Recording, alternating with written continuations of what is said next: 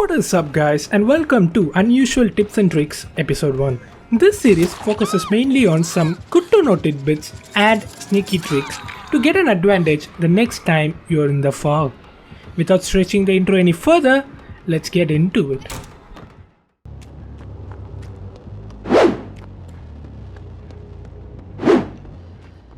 The newest killer added to Dead by Daylight, Albert Wesker has an interesting ability that lets him dash forward twice to grab survivors and infect them, forcing them to have to cleanse.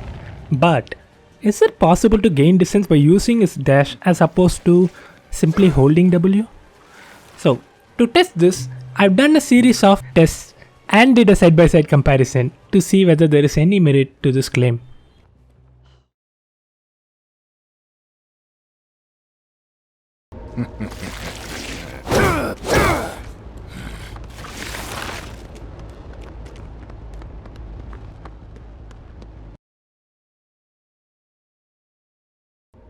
As we can see from the side-by-side comparison, using the dash to gain distance is indeed a viable tactic and does roughly save you around a second and a half, which is still significant in a game like Dead by Daylight.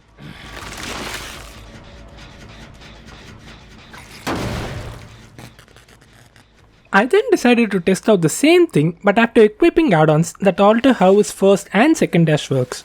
The Unicorn Medallion, for example, increases the initial dash distance by 20% and decreases the subsequent dash distance by 20%, whereas the other add-on, RPD Shoulder Walkie, does the exact opposite.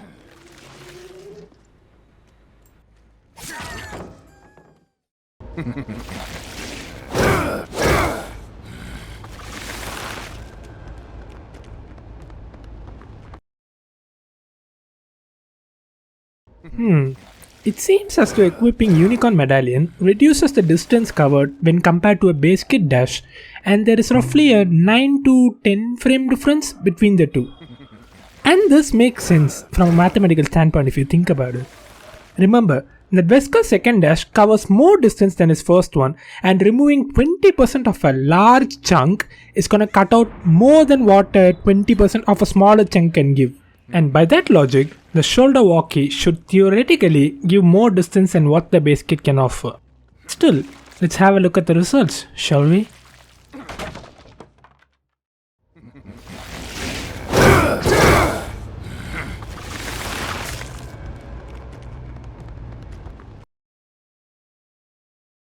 As a surprise to no one, the shoulder walkie managed to outclass Wesker's base kit by roughly 20 frames.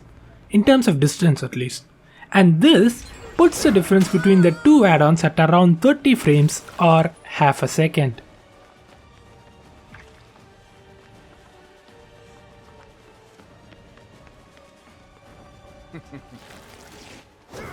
In my personal opinion, I think the 30 frame distance, even though it sounds significant, just isn't worth going for over personal preference of whichever add-ons you like to play with.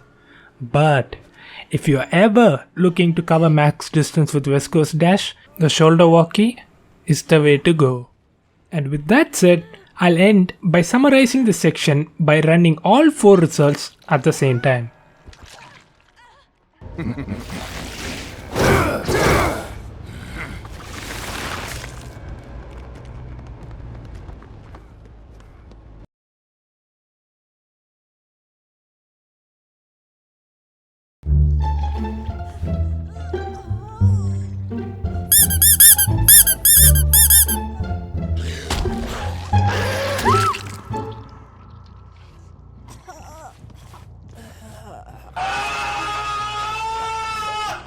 Yep, it is possible to make that leap with BLIGHT, and it can be done quite consistently as well, with just a little bit of practice.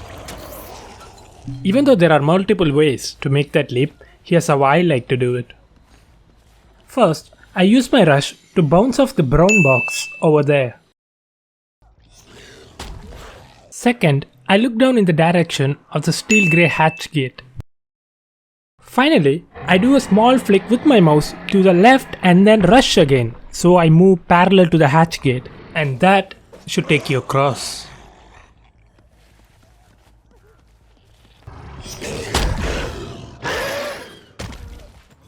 While this might seem daunting at first, all you will need is a little bit of practice to pull this off consistently, and this technique is sure to catch most survivors off guard. But what if you don't play BLIGHT? Is there any tips I can give you? How about this? And before you ask, it works with every killer.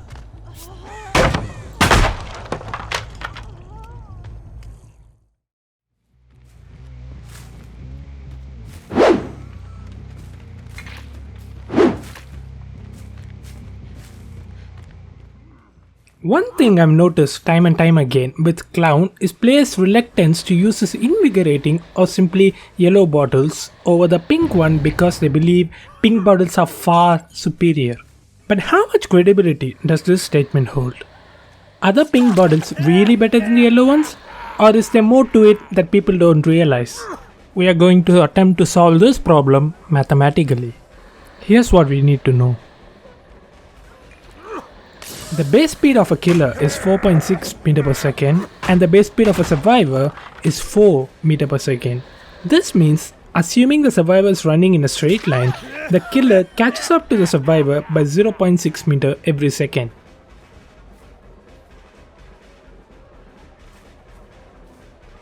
Now, the pink bottle causes 15% slowdown to the survivors, which means they move at 3.4 meter per second instead of 4. And this happens for 2 seconds after they leave the cloud, but we are going to be generous and assume it's 3 seconds to also include the time spent within the cloud. And this means the killer catches up to the survivor by 1.2 meters every second or 3.6 meters in 3 seconds for a single use of a bottle. The yellow bottle increases Clown's movement speed by 10% for 5 seconds, which means he moves at 5.06 meter per second instead of 4.6 meter per second for that duration. Which in turn means the killer is catching up to the survivor by 1.06 meters every second or 5.4 meter for a single use of a bottle.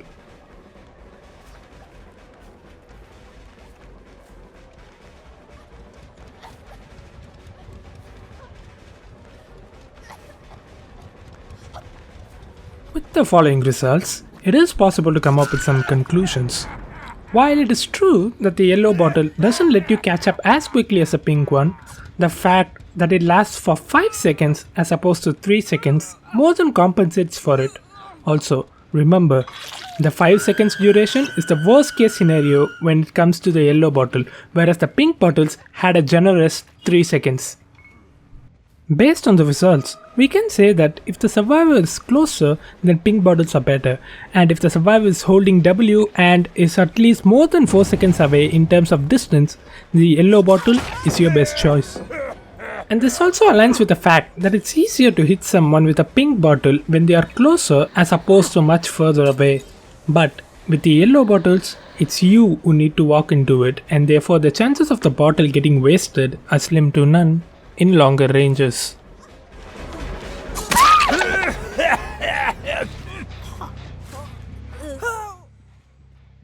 To summarize, if the survivor is closer, then go for pink bottles, and if the survivor is at a medium to long distance away, then the yellow bottle is the best option. As for in loops, there is nothing that stops you from simultaneously using both the bottles to put a survivor in a very difficult position where the best option is for them to run away.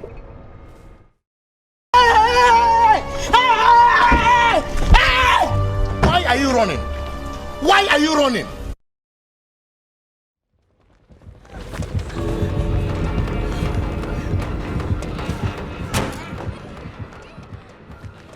That is it for today, guys. I hope you learned something new. If you did, please consider giving the video a thumbs up, and if you wish to see more videos like this, please consider subscribing to the channel. We are so close to hitting 20 subs, and it would mean a lot to me if you did. I also stream Dead by Daylight live on this channel, so if you ever have a chance to come by and say hello, you are always welcome there. With that said, I'll see you in the next one.